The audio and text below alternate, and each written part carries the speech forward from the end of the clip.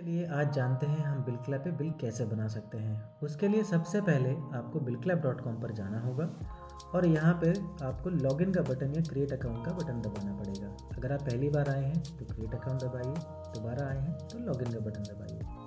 दबाते ही आपको एक ऐसी स्क्रीन पर ले जाया जाएगा जहाँ पे आपको अपना मोबाइल नंबर डालना होगा। मोबाइल नंबर डालते ही आपको एक OTP आएगा।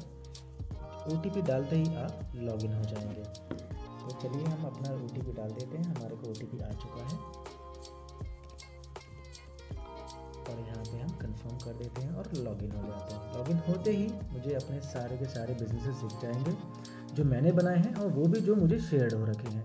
तो चलिए मैं अपना एक बिज़नेस खोल लेता हूँ। फिर मुझसे कुछ पूछी जाएंगी इन्फॉर्मेशन जिसको मैं डाल करके अपडेट कर दूँगा अपना पिन कोड, दैट्स इट। और यहाँ पे मेरा ऑनबोर्डिंग फिनिश हो जाएगा। मैं लॉगिन कर जाऊँगा और लॉगिन करने के बाद तुरंत मुझे यहाँ पे जा कर के इन्वॉइस का टैक्स इन्वॉइस का बटन देख सकता हूँ मैं। ये क्या क्या ऑप्शन है और जानने के लिए इसको 3 डंडियों को दबाएंगे तो हमें सारा का सारा दिख जाएगा कि सेल्स में जाके टैक्स इन्वॉइस को क्लिक किया है मैंने। इसके बाद मुझे कुछ नहीं करना, इस आगे राइट साइड वाले बटन क्रिएट टैक्स इन्वॉइस को दबाना है और हमारा क्रिएट इन्वॉइस का पेज खुल जाएगा। यहाँ पे सबसे पहले मुझे अपना एक कस्टमर सेलेक्ट करना है।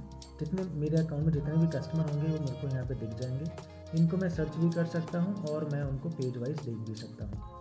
तो मैंने अपना कस्टमर बना रखा है ऑलरेडी, मैं उसे सिलेक्ट कर लेता हूँ। लेकिन अगर आपको बदलना हो तो कभी भी इस बटन को दबा के आप अपना कस्टमर बदल सकते हैं। यहाँ तक कि आप अपना नया कस्टमर भी यहीं से डाल सकते हैं।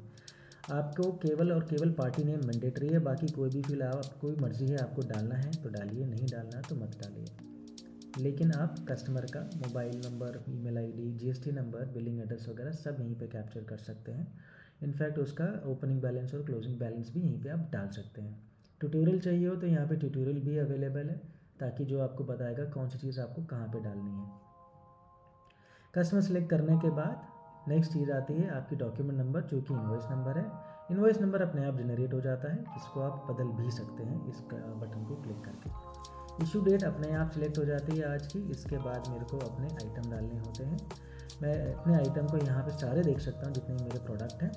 मैं चाहूँ तो किसी को भी ऐड कर सकता हूँ, सिलेक्ट करते ही वो अपने ऐड हो जाएंगे। इसके अलावा और डालने हो तो मैं सर्च भी कर सकता हूँ और मैं यहाँ से नया प्रोडक्ट ऐड भी कर सकता हूँ। प्रोडक्ट डालने के लिए भी सेलिंग प्राइस और प्रोडक्ट का नाम मैंडेटरी है, बाकी बहुत सारी फील्ड्स अवेलेबल हैं। जो आपकी मन करे आप डाल सकते हैं, नहीं मन करे आप नहीं भी डालिए।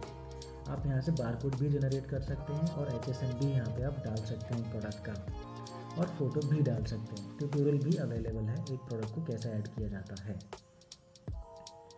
तो फिलहाल मैं एक प्रोडक्ट और ऐड कर लेता हूँ दूसरे पेज से, ताकि हमारा बिल अच्छे से बन जाए। ये मैंने दूसरा प्रोडक्ट ऐड कर लिया है। इसके अलावा अब अगर लेट से मुझे कुछ और एडिशनल चार्जेस डालने हैं तो मैं यहाँ पे जाके एडिशनल चार्जेस डाल सकता हूँ। फॉर एग्जांपल मुझे डिलीवरी ऐड करनी है और डिलीवरी में लेट से मुझे 10 रुपये की डिलीवरी ऐड करनी है, जिसमें मुझे 10 रुपये का 10% का टैक्स डालना है। तो यहाँ पे टैक्स लग के ऑटोमेटिकली डिलीवरी ऐड हो जाएगी। अपने आप सारा अमाउंट कैलकुलेट हो जाएगा, टैक्स कैलकुलेट हो जाएगा, डिलीवरी चार्जेस ऐड हो जाएंगे। सिस्टम ऑटोमेटिकली राउंड ऑफ भी कर देगा। अगर आप चाहते हैं राउंड ऑफ ना करें तो आप इसे दबा सकते हैं, तो राउंड ऑफ नहीं होगा, लेकिन मैं चाहता हूँ राउंड ऑफ हो जाए, तो यहाँ पे हो गया। इसके अलावा मैं चाहता हूँ कुछ एडिशनल डिस्काउंट देना, तो लेट से मैं 163 को 3 रुपये का डिस्काउंट देना चाहता हूँ, तो मैं तो वो 3 रुपये को यहाँ पे ऐड कर लूँगा और डिस्काउंट लग जाएगा और मेरा बिल 160 रुपये का तैयार हो जाएगा।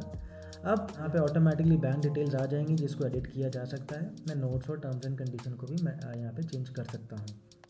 अगर कस्टमर ने पैसे दे दिए हैं मैं इस बटन से उस पेमेंट को यहाँ पे ऐड कर सकता हूँ। सिग्नेचर अपने आप ऐड हो चुका है।